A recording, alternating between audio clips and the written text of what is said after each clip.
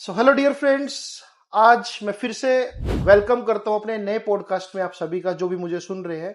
आज जो मेरे गेस्ट है वो मेरा ही एक स्टूडेंट है। एज ऑलवेज मैं अपने कुछ चुनिंदा डायमंड्स जो मैंने पिछले 10 सालों में कमाए हैं, मेरे स्टूडेंट्स उनको मैं इनवाइट करता रहता हूं। तो आज जो स्टूडेंट है, he was not extra ordinary in academics. ऐसा नहीं कि बच्चा अकेडमिक्स पे बहुत टॉपर था, लेकिन बच्चे में कुछ बात थी।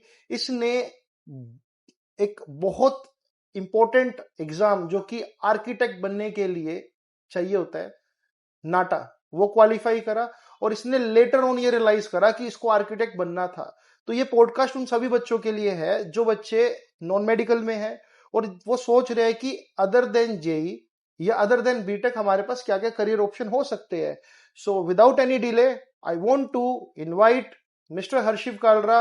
ही is one of my favourite child, जो 2024-25 बैच में यहीं इसी एकेडमी से पास आउट हुआ बहुत अच्छे परसेंटेज के साथ।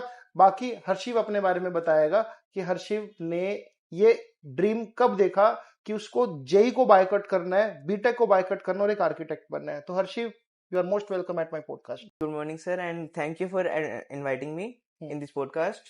मेरे को आज बहुत अच्छा लग रहा है कि जहाँ से मैं पढ़ा वहीं पर आके आज मैं पॉडकास्ट दे रहा हूँ।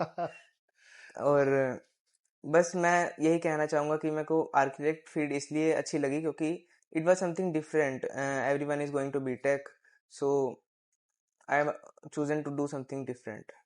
मुझे ऐसा लगता है हर्षिव कि आर्किटेक्ट मतलब एक ऐसा फील्ड है जिसको शायद एआई भी रिप्लेस नहीं कर सकता। एआई नो डाउट हमको डिजाइन दे सकता है, बट एक आर्किटेक्ट जब किसी घर में जाता है, जब वो किसी के सपनों का घर, क्योंकि लोग आजकल करोड़ों रुपया लगाते हैं घर बनाने में जिसमें वो पूरी जिंदगी भी बिता देते हैं, तो ये एआई थोड़ी समझ पाएगा फीलिंग्स। एक आर्किटेक्ट ग्राउंड रियलिटी को समझता है। तो आपको क्या लगता है इस बारे में? Exactly sir, you are right in this. Sir देखो, जैसे बीटेक है, बीटेक एक एआई है, मतलब एआई बीटेक को इजीली कवर कर सकता है। हाँ, बट अब जैसे आपने घर बनाना है तो वो एक आर्किटेक्ट ही डिजाइन कर सकता है आपके कंफर्ट के हिसाब से। एआई आपको मैप दे सकता है बट अब वो आपको कंफर्ट नहीं देखेगा, आपको जैसा चाहिए, आपको जो आपको एक्सपेक्ट करते हो, आपके पेरेंट्स के लिए कंफर्ट, आपके बच्चों के लिए कंफर्ट, वो सिर्फ एक आर्किटेक्ट ही दे पाएगा आपको। आपको एआई वो कभी नहीं दे सकता। तो मेरा एक और क्वेश्चन है, मतलब ये एक बहुत टफ डिसीजन होता है कि हमारे आसपास जो एनवायरनमेंट है, स्पेशली नॉन मेडिकल स्टूडेंट्स के आसपास, Yes. कि BTech BTech BTech JEE JEE JEE, उनको सिर्फ इसमें ही हम क्या कर देते हैं, कवर अप कर देते हैं कि भाई तुमने, ये तुम्हारी एक बाउंड्री है, ये कुछ अच्छे कॉलेजेस है और लाखों रुपए फीस है बीटेक की। 40-50 लाख रुपए में आजकल प्राइवेट कॉलेज से बीटेक होती है और प्राइवेट कॉलेज में फिर जॉब की भी कोई गारंटी नहीं है। तो आपने इतना बोल्ड डिसीजन कैसे लिया? आपने एग्जाम भी क्वालिफाई कर लिया, बहुत लास्ट में जाके रियलाइज करो और एग्जाम भी क्वालिफाई कर लिया। ऐसा भी नहीं कि आप 11वीं क्लास या 9वीं क्लास से आप इसके बारे में सोच रहे थे। Yes. तो ये कैसे पॉसिबल हुआ सब कुछ? सर देखो, बीटेक में ऐसा नहीं है कि फीस ज्यादा होती है, फीस होती है, पर अगर आप सिर्फ एक प्राइवेट कॉलेज से बैठ रहे हो, और बीटेक के अंदर कंपटीशन इतना है कि गवर्नमेंट कॉलेज बहुत बहुत मुश्किल मिलता है। तो अब बीटेक में जैसे कि मैंने 12वीं 12th के बाद चूज किया था, बीटेक को ही चूज किया था कि मैं बीटेक ही जाऊंगा। मैंने बेनेट यूनिवर्सिटी में फीस भरी, इवन यूपीएस के अंदर मैंने फॉर्म भरे हुए थे, तो उनकी मिनिमम पैकेज भी 36 लाख 40 लाख था। बट फीस या पैकेज? Fees okay overall, okay okay, total study. ठीक है। So then I realise to do something different, because यार हर एक बच्चा आज के टाइम में बीटेक की तरफ जा रहा है, आगे जाके इसमें जॉब है या नहीं वो नहीं देख रहा। इवन जो सब कर रहे हैं नॉन मेडिकल के बाद, अगर 20,000 बच्चे नॉन मेडिकल कर रहे हैं एक टाइम पे, तो उनमें से 16,000 तो बीटेक ही जाएंगे। हाँ, तो ये डाटा वैसे, लेट मी करेक्ट यू, आज के टाइम में तकरीबन 16-17 लाख बच्चा जेई का एग्जाम दे रहा है। सीट्स वही 1-1.5 लाख है, बाकी का 14-15 लाख बच्चा, उसमें से भी 10 लाख बच्चा प्राइवेट कॉलेजेस से बीटेक कर रहा है। So there is a game of demand and supply.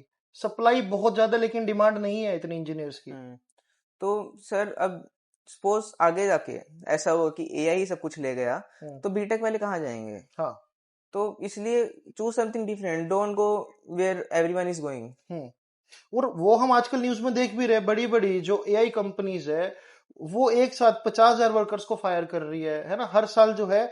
मतलब एआई, देखो ऐसा नहीं कि एआई बुरी चीज है, लेकिन हर कोई एआई को अडॉप्ट नहीं कर पाता। आपका स्किल सेट और एआई को आप कैसे हैंडल कर रहे हैं, आप कितने अच्छे प्रॉम्प्ट दे रहे हैं, या फिर आप एक कंपनी में भले 10 साल से काम कर रहे हो, लेकिन अगर एक नई टेक्नोलॉजी आ गई और उस नई टेक्नोलॉजी के साथ आप एडजस्ट ना हो पाए, तो कहीं ना कहीं आपकी जॉब भी जा सकती है, राइट? तो इसलिए जो मैं समझ पाया हूं, इस बच्चे ने जो रियलाइज करा कि मुझे एक सेफर ऑप्शन को चूज करना है, ऐसे ऑप्शन को चूज नहीं करना जहां पर बहुत ज्यादा क्राउड जा रहा हो, राइट। और ये सभी बच्चों के लिए एक लेसन भी है। आज भी जो बच्चा नॉन मेडिकल में 11वीं 12वीं में बैठा है, तो आपको कहीं ना कहीं इस बात को सोचना पड़ेगा कि अगर आप जेई के लिए नहीं बने तो go for an alternate exam, right. तो हर्षिव, एक और क्वेश्चन है मेरा आपसे। आप अपना फ्यूचर कहाँ देख रहे हो? मतलब आप चलो अभी सेकेंड ईयर में हो, राइट। तो आप क्या सोच रहे हो कि इसके बाद की क्या प्लानिंग है आपकी, और आप कितने श्योर हो कि आप जिस कॉलेज से पढ़ रहे हो? और आप मुझे ये भी बताओ कि किस कॉलेज से आप पढ़ रहे हो और कितनी फीस आप भर रहे हो नॉर्मल कॉलेजेस के कंपैरेटिवली? जी सर, बी आर्क में भी ऐसा है कि अगर आप प्राइवेट कॉलेज से पढ़ रहे हो तो उसकी फीस तो बहुत ज्यादा है, इवन बीटेक से ज्यादा है बी आर्क की। हम्म। तो I got a government semi government college, GGSIPU, in Guru Gobind Singh Indraprastha university, USAP, university of school and architecture. So I am studying in this, and इसकी फीस स्ट्रक्चर आप टोटल मैक्सिमम 7 लाख मान के चलो पूरे 5 साल के। इवन बीटेक के 36 लाख होते हैं 4 साल के। जैसे कि मैंने एक प्राइवेट कॉलेज में फीस भरी थी, तो अब इस कॉलेज में आके मेरे को 7 लाख और 5 ईयर्स देने पड़ रहे हैं। तो ओवरऑल मैंने 30 लाख अपने पेरेंट्स के बचा दिए हैं। अब आगे जाके मेरा इस कॉलेज से एक पैकेज भी लग सकता है, क्योंकि एक बहुत ज्यादा माना यूनिवर्सिटी है, university of school and architecture and planning. So अब ये टोटल अमाउंट में इकट्ठा करके आगे जाके एक अपनी फर्म खोल सकता हूँ। उस फर्म से मैं कुछ और कर सकता हूँ, क्योंकि I don't have to do job, I have to become a job creator. Great. ये बहुत अच्छी सोच है आपकी हर्षिव काल। अगर आप आज से सोच रहे हो कि आपको एक जॉब क्रिएटर बनना है, तो हम्म। ओवरऑल देखो, बी आर्किटेक्ट एक अच्छा फील्ड है और आर्किटेक्ट को बहुत ही अच्छा प्रोफेशन माना जाता है। अच्छा, मेरा एक और सवाल है। मतलब कई बार बच्चों को कंफ्यूजन होती है, एक इंटीरियर डिजाइनर और एक आर्किटेक्ट, क्या दोनों एक ही चीज है या दोनों अलग अलग है?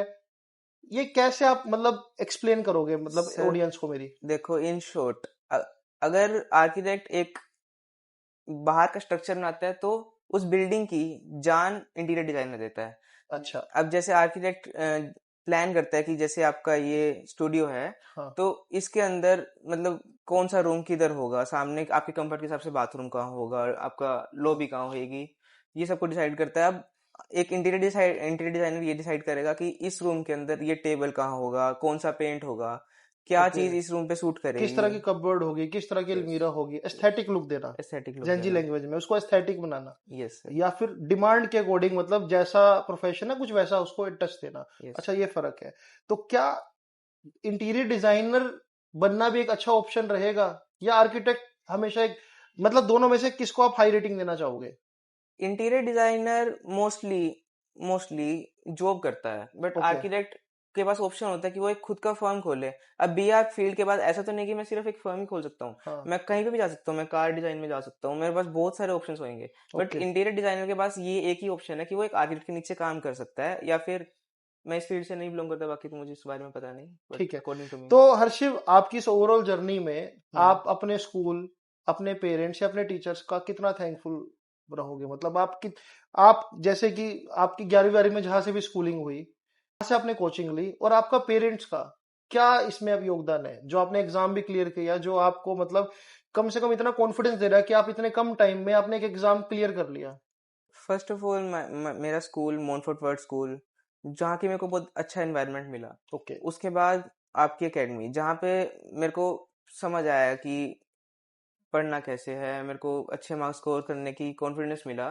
तो I am so much thankful to you also कि आफ्टर 12th मेरे को कहीं समझ नहीं आ रहा था मैं कहाँ जाऊँ, बीटेक, बी आर्क हम्म। और बहुत सारी फील्ड, बट मेरे को कुछ अलग करना था। तो मेरे को सर ने ही गाइड किया कि believe in yourself and hmm. Do everything which you like. Hmm. So third thanks to my parents कि उन्होंने आज तक मुझे कभी प्रेशराइज नहीं किया, उन्होंने मेरे ड्रीम्स पे ट्रस्ट किया। और इवन एज यू नो, बहुत पेरेंट्स करते हैं प्रेशराइज अपने बच्चों को कि हम्म। नहीं तूने बीटेक ही करनी है। Even my mother is a teacher, उन्होंने यस, मुझे भी बीटेक करने के लिए डेफिनेटली। कहा था, बट मुझे अच्छे से पता है कि हर्षिव कालरा की मदर, अगर वो मुझे सुन पा रहे हैं, इन्होंने हमेशा कभी भी, पहली बात तो इन्होंने हर पीटीएम को अटेंड करा, चाहे स्कूल की पीटीएम हो चाहे हमारी एकेडमी की पीटीएम हो, हमेशा हर्षिव को जो है गाइड किया। मतलब ऐसा नहीं कि पेरेंट्स की तरह डांटना स्टार्ट कर दिया जैसे नॉर्मल पेरेंट्स करते हैं। उन्होंने कहा कि ये बच्चा इंप्रूव कर सकता है। तो thank you so much ma'am, मतलब आज आज ये बच्चा जो है कहीं ना कहीं एक अच्छी राह पर है आपकी वजह से। मतलब ये पर्सनली मैं भी थैंक्स बोलना चाहूंगा, क्योंकि कई बार हमारा, मैंने आपकी एक बार पीटीएम पे मतलब एक वीडियो रिकॉर्डिंग भी बनाई थी जब आपके मार्क्स कम आए थे, हाँ तो वो जी। आज भी मैं देखकर मतलब बहुत अच्छा फील करता हूँ कि एक वो भी दिन था और एक आज ये भी दिन है कि मतलब हर्षी मेरे साथ बैठा है। मेरी मदर ने आज तक, जैसे मेरे 10th के अंदर और 9th के टाइम पे मेरे हम्म, बहुत कम मार्क्स आए थे, तो मेरी मदर ने आज तक मेरे को डांटा नहीं, उन्होंने मेरे को सपोर्ट किया, उन्होंने हम्म, हम्म, मोटिवेट किया कि हम्म, आप बहुत ऊपर जा सकते हो। तो हम्म, इसलिए मुझे कॉन्फिडेंस आया उनको देखकर हम्म। कि मैं कुछ कर पाऊंगा। तो अच्छा, एक लास्ट सवाल, ये जो लास्ट सवाल है ये भी बहुत ही मतलब इंपॉर्टेंट है उन सभी जेनजी स्टूडेंट्स के लिए जो मुझे सुन रहे हैं। हर्षिव कालरा की लाइफ में भी अगर कुछ डिस्ट्रैक्शन थी तो उसके फ्रेंड सर्कल था, इसको बहुत शौक था इसको, क्योंकि 11वीं क्लास में इसको गाड़ी वगैरह मिल गई तो इसके साथ दो चार दोस्त रहते थे, ये पूरा मतलब शहर में चक्कर लगाते थे। तो मैं ये भी जानना चाहूंगा कि आपने उस डिस्ट्रैक्शन को कैसे ओवरकम किया, क्योंकि आपको, मुझे अच्छे से पता है कि आप क्लास में जो है कई बार क्लासेस मिस करते थे, है ना? तो एकदम, क्योंकि सबसे बड़ा चैलेंज क्या होता है कि बच्चा जो है ना अपने फ्रेंड्स के गोल को अपना गोल समझ के उनके साथ ही बह जाता है कि चल तू इस यूनिवर्सिटी में जा रहा है तो मैं भी इस यूनिवर्सिटी में जाऊंगा तेरे साथ साथ। लेकिन आपने इस चीज को कैसे ओवरकम किया और आप क्या बताना चाहोगे जूनियर्स को कि उनको किन बातों का ध्यान रखना है? आप सही हो कि हाँ, क्लास वगैरह तो मैंने मिस करी है, बट मैंने एक शेड्यूल बना लिया था कि इस टाइम मैंने क्लास लगानी है, इस टाइम हाँ, मैंने घूमना है, इस टाइम मेरे को पढ़ना है। हाँ। तो बस अपने शेड्यूल के हिसाब से चलो। टाइम टेबल बहुत इंपॉर्टेंट होता है, टाइम टेबल और बहुत कहीं ना इंपॉर्टेंट कहीं होता है। आपको थोड़ा बहुत सेल्फिश हो जाना चाहिए अपने गोल्स के प्रति, हाँ जी सर। क्योंकि दोस्त तो वहीं रहने हैं।